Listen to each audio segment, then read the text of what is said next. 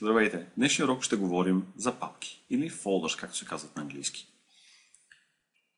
Тук работим на операционна система Windows 7 и създаването на папки става с десен бутон върху основното меню, работния плод и New, и след това изчакваме малко и то се появява folder. И тук пишем папка 1. Искаме да направим още една нова папка, искаме десен бутон, пак New и folder и папка 2. Сега се задаваме въпрос защо ни трябват папки. Защото много по-добре може да се организираме документите.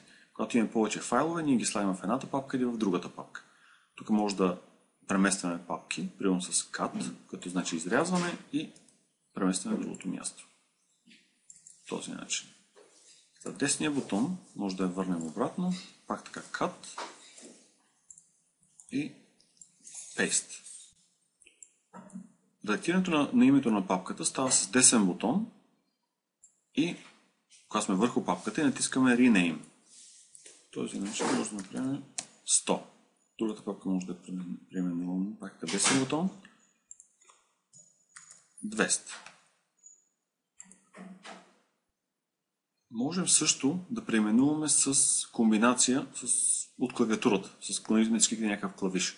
Това трябва да натиснем един път папката и F2 клавиша и също ни дава възможност да редактираме. Тук в същия момент. Изтриването, десен бутон, Delete. И за да влезем в папката, два пъти натискаме. Това е. С повече информация уроци.fav.bg. Чао!